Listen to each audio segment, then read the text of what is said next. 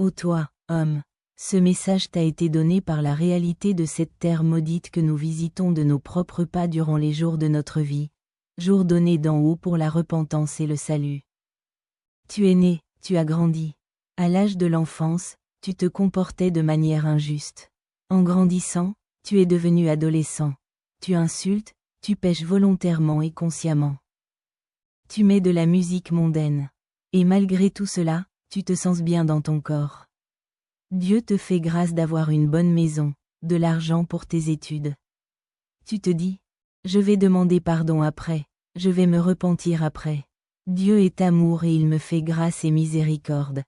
Mais dis-moi, si tu meurs maintenant, auras-tu le temps de demander pardon?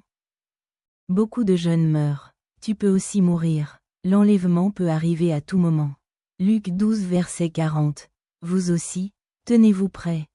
Car le Fils de l'homme viendra à l'heure où vous n'y penserez pas.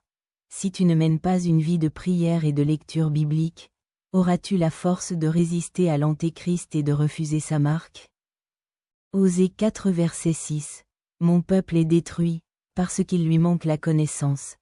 Mais regarde ce qui risque de t'arriver si tu ne te repens pas. La mort te surprend. Tu arrives devant Dieu. Il dit à l'ange, ouvre le livre. L'ange répond, son nom n'y est pas.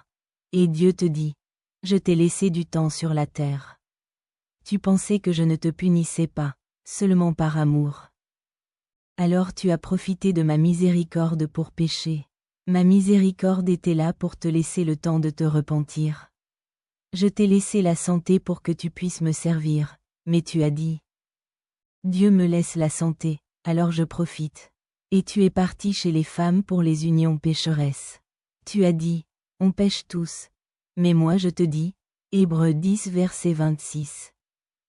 Car si nous péchons volontairement après avoir reçu la connaissance de la vérité, il ne reste plus de sacrifice pour les péchés. Satan t'accusait, mais je t'ai défendu. Apocalypse 12 verset 10. Car il a été précipité, l'accusateur de nos frères, celui qui les accusait devant notre Dieu jour et nuit. Tu disais que je ne t'aime pas.